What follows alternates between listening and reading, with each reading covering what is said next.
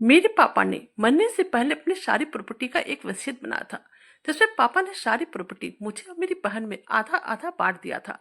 पापा ने एक खत भी लिखा था, जिसमें उन्होंने यह लिखा था कि मैं अपनी छोटी बहन का ख्याल रखूं। मार्केट में जो दुकानें हैं, उसे मैं एक अपनी छोटी बहन को दे दूं।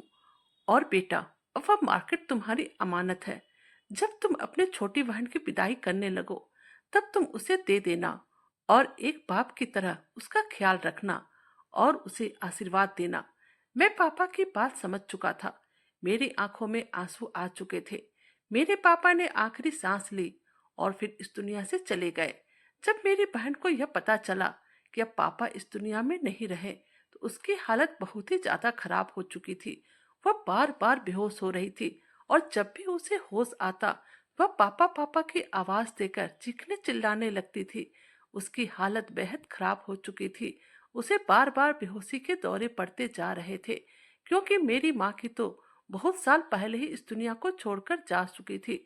अब घर में सिर्फ मैं और मेरी बहन थी, और ऐसे मुश्किल टाइम में हम दोनों भाई बहन ही एक दूसरे का सहारा थे। रिश्तेदार लोग कुछ दिन रहे और फिर अपने अपने घर चले गए। अब मैं पापा की आखिरी वसीयत और अपनी बहन का बहुत ही ध्यान रख रहा था। मैं कभी भी अपनी छोटी बहन पर गुस्सा नहीं करता था। मैं उसके साथ हमेशा प्यार से पेश आता था, जैसे पापा मुझे कहकर गए थे। बिल्कुल मैं उसे वैसे ही रख रहा था। कोई शक नहीं था, वह मेरी लाडली बहन थी। और अब मुझे कुछ ही सालों बाद मेरी बहन की शादी की उम्र हो चुकी थी। मैंने उसके लिए बहुत ही अच्छे अच्छे रिश्ते ढूंढना स्टार्ट किया, और फिर मुझे एक बहुत ही अच्छा रिश्ता अपनी बहन के लिए मिल गया। वैसे तो रिश्तेदार लोग चाहते थे कि मेरी बहन का शादी जान पहचान में ही हो जाए, लेकिन मैं बिल्कुल नहीं चाहता था कि मेरी शादी किसी रिश्तेदार में हो, क्योंकि उन लोगों की नज़र मेरी बहन पर कम और हम लोगों की प्रॉपर्टी पर ज्यादा था। क्योंकि सबकी नज़र हमारी मार्केट में जो दुकानें थी उस पर टिकी हुई थी, क्योंकि वह दुकानें करोड़ों रुपए की थी। अब मेरी बहन की उम्र 18 साल हो चुकी थी और उसके लिए बहुत सारे रिश्ते भी आ चुके थे। वैसे मैं भी उसके लिए एक से बढ़कर एक रिश्ता देख रहा था। मैं नहीं चाहता था मेरी बहन को किसी भी तरह का कोई दुख तकलीफ हो। मैं चाहता था कि वह हंसी खुशी अपनी जिंदगी जिए। उसके जीवन में कभी भी किसी तरह का कोई दुख ना आ पाए। बहुत सारे रिश्ते मुझे पसंद पड़े थे, लेकिन मैं जल्दीबाजी में कोई फैसला नहीं करना चाहता था। और तो और, खानदान में यह बात भी फैल चुकी थी कि मेरी बहन के नाम से मार्केट है, जिसका किराया अच्छा खासा है। मैं अपनी बहन की शादी उस आदमी के साथ करना चाहता था, जो आदमी मेरी बहन से प्यार करे, ना कि उसकी प्रॉपर्टी से। वह मेरी बहन को पसंद करे, उसे खुशियां दे, उसकी इज्जत करे। और फिर समय यूं ही बीतने लगा था। फिर एक दिन मेरी मुलाकात मिताली से हुई। वह देखने में बहुत ही खूबसूरत थी और संस्कारी भी थी। वह हमारे मार्केट की दुकान पर हमेशा आते रहती थी, जिससे कि हम रोजमर्रा का सामान बेचा करते थे। और मिताली अक्सर हमारी दुकानों से सामान खरीद कर ले जाती थी। मैं धीरे धीरे मिताली को पसंद करने लगा था और अब मैं उससे शादी करना चाहता था। मिताली भी मुझे देखा करती थी और मैं भी मिताली को देखा करता था। बस दोनों एक दूसरे को देखकर हंस देते थे। कभी भी एक दूसरे से दिल की बात नहीं की थी, क्योंकि अक्सर ही दुकान में भीड़ रहती थी। और अब जब मेरी इच्छा उससे शादी करने को हुई, तो मैं मिताली के घर पर अपने एक रिश्तेदारों को मेरे रिश्ते की बात करने के लिए भेज दिया। उन लोगों को यह रिश्ता पसंद आया और फिर इस तरह हम दोनों की शादी हो गई। मेरी शादी में सबसे ज्यादा खुश मेरी बहन थी। बहनों तो हरमान ही होता है कि वह भाइयों की खुशियां देखे, और मेरी बहन तो वैसे भी मुझ पर जान छिड़कती थी। और फिर अब जैसे जैसे टाइम बीतने लगा, मेरी बहन के लिए भी रिश्ते आने लगे। अब इस घर की सारी जिम्मेदारी मिताली ने संभाल रखी थी। वही मेरी बहन के लिए भी रिश्ते ला रही थी। मुझे अपनी पत्नी पर पूरा विश्वास था कि वह जो रिश्ता मेरी बहन के लिए ला रही है, वह सचमुच में बहुत ही अच्छा होगा। और उन्हें सारे रिश्तों में से मुझे एक रिश्ता बहुत ही अच्छा लगा। मैं इस रिश्ते के बारे में अपनी बहन को बताया, तो उसे मेरी इस बात पर कोई ऐतराज नहीं था। वह कहने लगी, भैया, आपको जो ठीक लगे आप वही कीजिए। मैं आपकी पसंद से ही शादी करना चाहती हूँ। और फिर एक अच्छा सा रिश्ता देखकर मैंने अपनी बहन की शादी कर दी। मेरी बहन के पति का नाम मनोज था। मैंने अपनी बहन की शादी बहुत ही धूमधाम से की और उसकी शादी में एक से बढ़कर एक गिफ्ट दिए और वह सारे गिफ्ट बहुत ही कीमती थे। मैंने अपनी बहन की शादी में हद से अधिक खर्च किया। वैसे लोग इतना खर्च नहीं करते हैं जितना कि मैंने किया। बस एक मेरे मम्मी पापा ही थे जिसे कि मैं ला कर नहीं दे सकता था। बाकी मैंने उसके दहेज में कोई कमी नहीं आने दी थी। मनोज ने तो दहेज के नाम पर एक आना भी नहीं मांगा था, लेकिन मैं खुद ही अपनी मर्जी से अपनी बहन को सब कुछ देना चाहता था। मुझसे जितना बन पड़ा मैंने वह सब किया। मेरी बहन पिंकी मुझे कहती रह गई, भाभी आप इतना सब कुछ मेरे लिए मत करो, आखिर मैं इतना सामान का क्या करूंगी? मुझे तो ज्वेलरी पहनने का भी शौक नहीं है, फिर आप मुझे इतना ज्वेलरी क्यों दे रहे हो? लेकिन मैंने उसकी एक ना सुनी और मेरे मन में जो आया मैंने सब अपनी बहन को दिया। अब मैं भी मिताली के साथ और मेरी बहन पिंकी अपने पति मनोज के साथ ससुराल में बहुत ही खुश थे। समय यूं ही बीतने लगा था। मेरी बहन पहले हर हफ्ते मेरे पास चक्कर लगाकर जाया करती थी और मुझे कहती थी कि भैया आपसे मिल लेती हूँ तो अच्छा लगता है। पिंकी का पति विदेश में रहता था और पिंकी अपने ससुराल में सास ससुर और देवर के साथ रहती थी। जब जब पिंकी का दिल करता हमारे घर पर आ जाती थी और फिर हम लोगों के साथ एक दो दिन टाइम बिताकर वापस अपने ससुराल चली जाया करती थी। वह जब भी आती थी हम लोग साथ में बैठकर खाना खाते, बचपन की यादों को ताजा करते, माँ पापा के साथ बिताया हुआ पल को याद करते, मुस्कुराते और साथ ही साथ में दोनों के आंखों में आंसू भी आ जाया करते थे। फिर हम दोनों एक दूसरे की ताकत बनते। बस यूं ही हम लोगों का समय बीत रहा था। लेकिन धीरे धीरे मिताली का व्यवहार अचानक से पिंकी के लिए बदलने लगा था। मिताली अक्सर मेरे सामने पिंकी को कहती थी, तुम्हारे पति विदेश में रहते लेकिन तुम्हें अपने ससुराल में रहकर अपने ससुराल वालों पर ध्यान देना चाहिए, लेकिन तुम अपने घर पर बिल्कुल भी ध्यान नहीं देती हो। और अगर तुम यूं अक्सर यहाँ पर आती रहोगी तो फिर तुम्हारी सास को तुम्हारे खिलाफ बातें बनाने का मौका मिल जाएगा। वैसे भी एक बार तुम्हारी सास मुझे फोन करके कह रही थी, जब देखो तुम्हारी ननद तुम्हारे पास चली जाती है, उसे तो घर की फिक्र ही नहीं है। और मुझे यह सब सुनकर बिल्कुल भी अच्छा नहीं लगा था।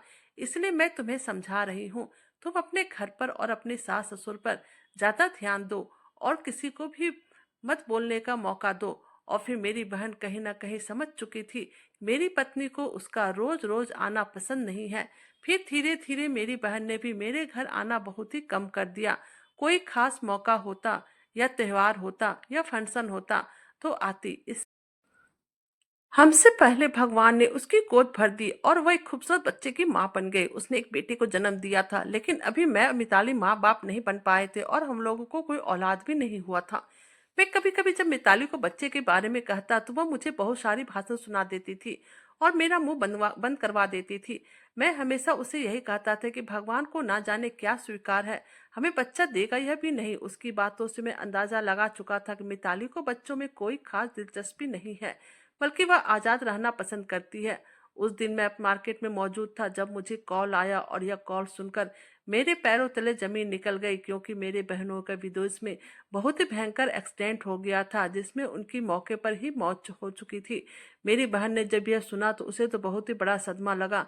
पिंकी का रो रो कर बुरा हाल था। मैं उसके ससुराल पहुंचा और फिर सारी जिम्मेवारी निभाकर जैसे ही पिंकी के पास पहुंचा वह मुझसे लिपट कर फूट फूट कर रोने लगी। उसे ऐसा रोता देखकर मैं उसे हौसला देने लगा, लेकिन मैं भी अपने आंसू पर काबू नहीं रख पा रहा था। यह सब हो जाने के बाद कुछ दिनों तक मेरी बहन अपने ससुराल में ही रही। मैं भी उससे मिलने जाया करता था, लेकिन एक दिन सुबह सुबह दरवाजे पर किसी के आने की आहट से जब मैंने दरवाजा खोला तो मेरे सामने मेरी बहन पिंकी खड़ी थी। वह मुझे देखते ही मेरे सीने से लग गई और फिर फूट फूट कर रोने लगी।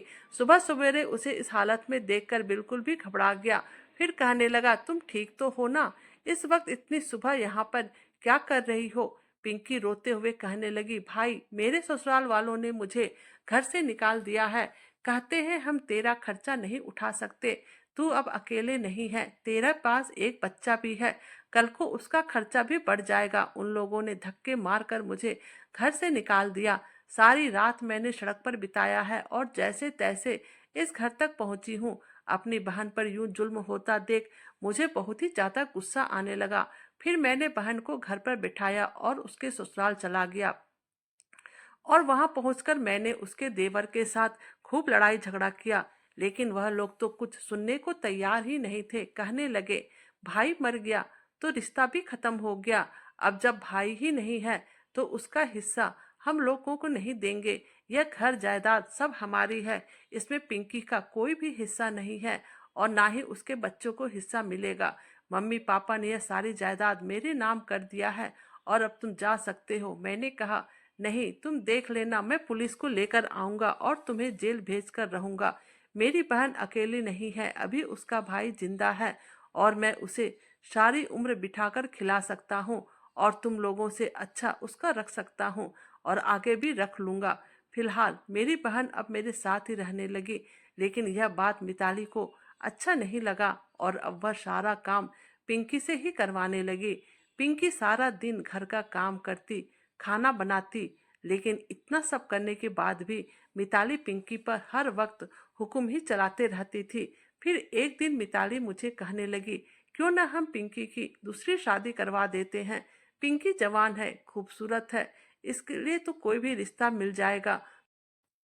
सो तुम पिंकी से बात करो, वह तुम्हारी बात अवश्य ही मानेगी। मिताली की बात सुनकर मैंने इस बारे में पिंकी से बात की तो मेरी बात सुनकर पिंकी रोने लगी और रोते हुए अपने बेटे को गले लगाकर कहने लगी, मेरा बच्चा मुझे बहुत ही प्यारा है और मनोज भी अपने बेटे से बहुत ही ज्यादा प्यार करता था और मैं नहीं चाहती हूँ कि मैं दूसरी शादी करके अपने बेटे के ऊपर कोई जुल्म करूँ। वो अपने बेटे को मेरे गोद में देकर कहने लगी, भाई, क्या मेरा दूसरा पति मेरे बेटे से मोहब्बत कर पाएगा जैसे कि उसका अपना बाप करता था?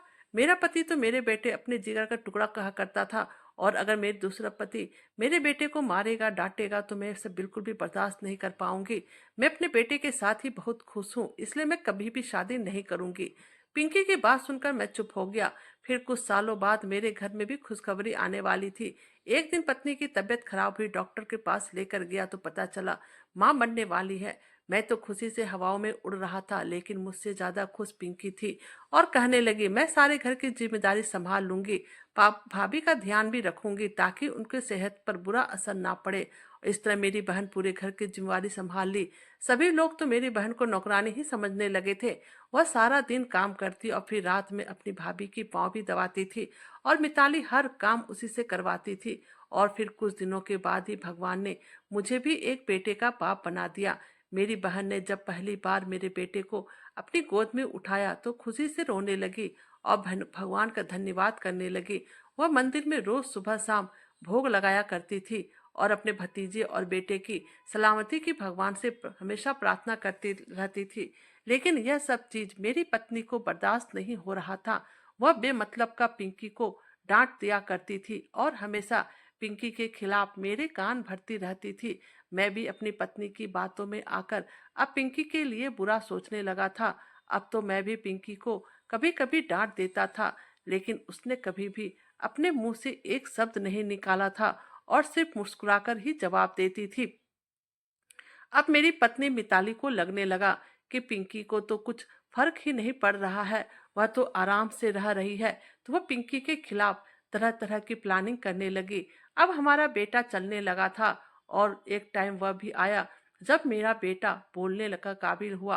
कई बार बच्चे इधर उधर से सुनकर गालियां सीख जाते हैं।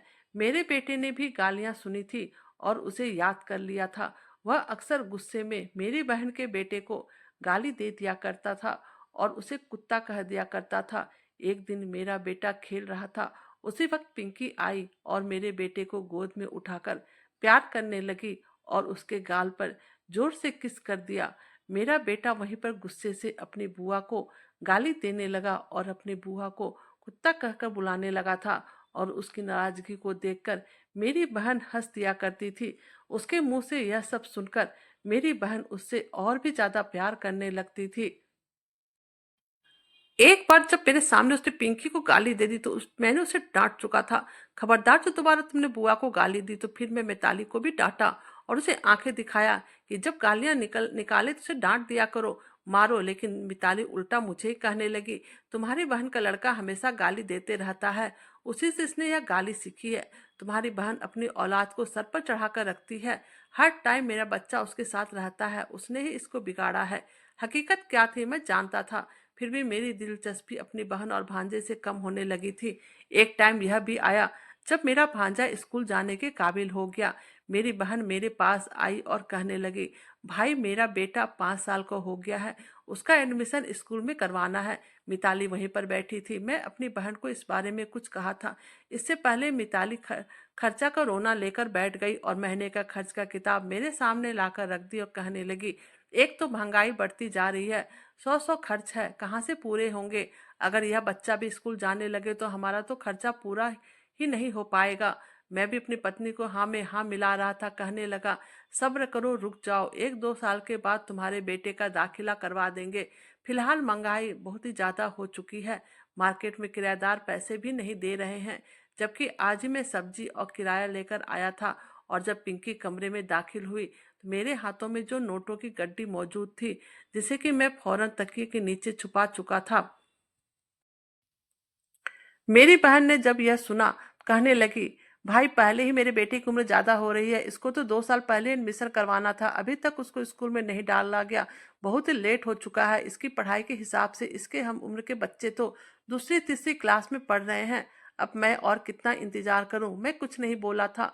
कुछ और बोलता इससे पहले मिताली कहने लगी कि अगर इतना ही शौक है पढ़ाने का तो अपने खर्चे से पढ़ाओ, मेरे पति पर क्यों जोर डालती हो।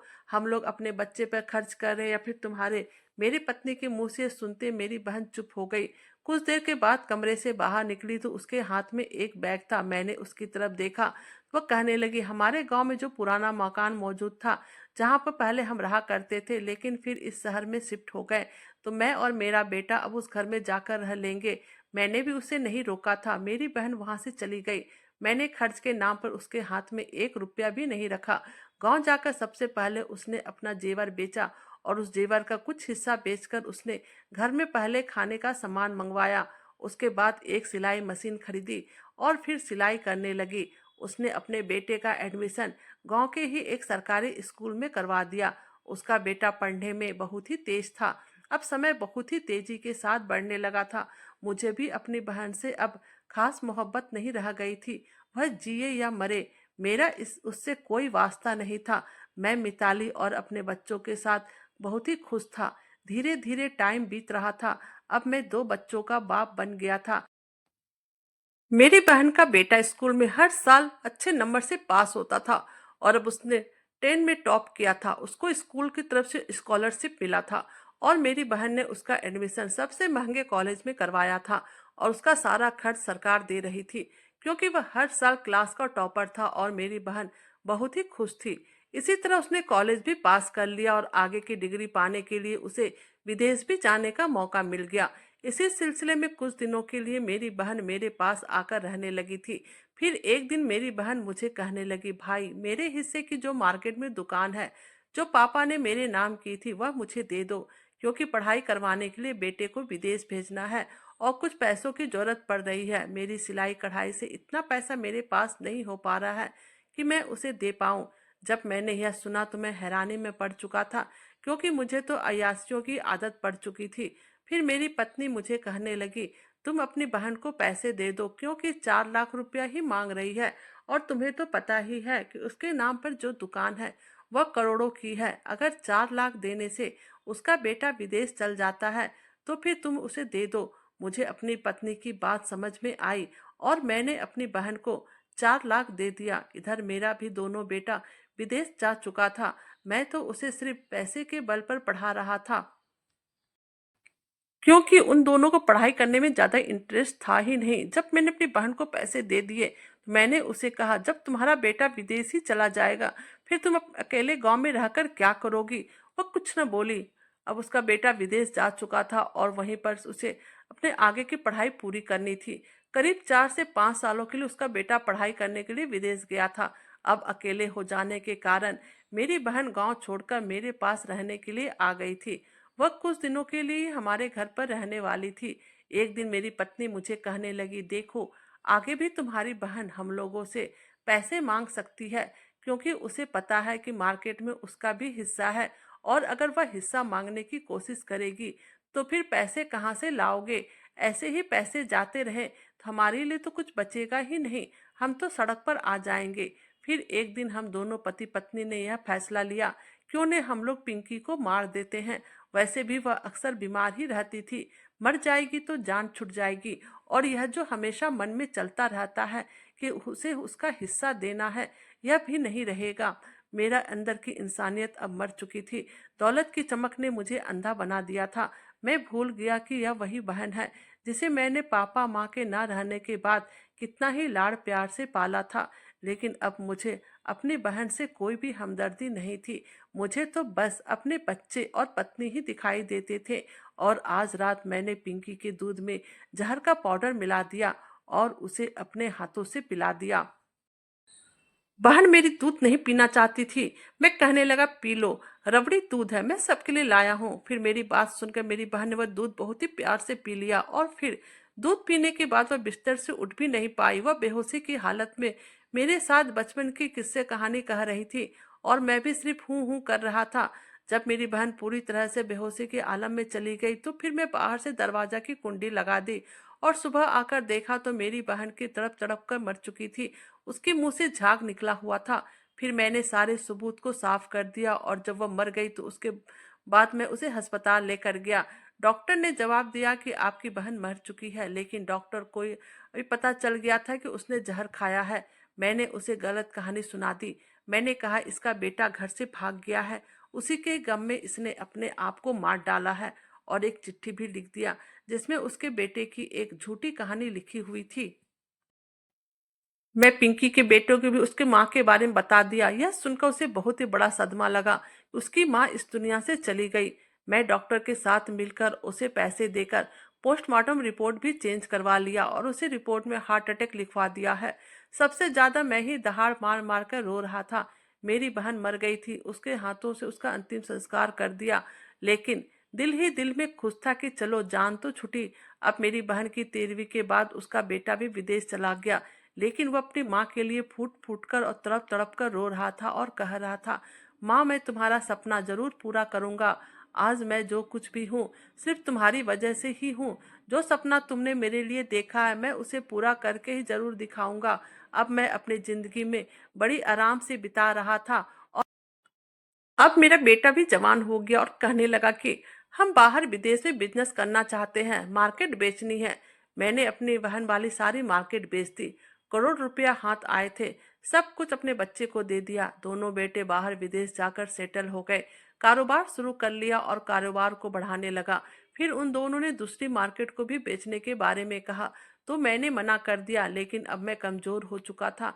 बेटों के आगे कहाँ चलती थी। वैसे भी उन दोनों ने कह रखा था कि कुछ दिनों के बाद आप दोनों को भी विदेश ही बुला लेंगे। फिर मैंने अपना घर, मार्केट, जितनी भी प्रॉपर्टी थी सभी कुछ बेच दिया और सारे पैसे दोनों बेटों को दे दिया। लेकिन कुछ दिनों के बाद ही दोनों बेटों के बिजनेस में अच्छा खासा नुकसान उठाना पड़ा और अब मैं पूरी तरह से खाली हो चुका था। मेरे दोनों बेटों ने वहीं पे विदेशी लड़की से शादी कर ली और अपना घर बसा लिया।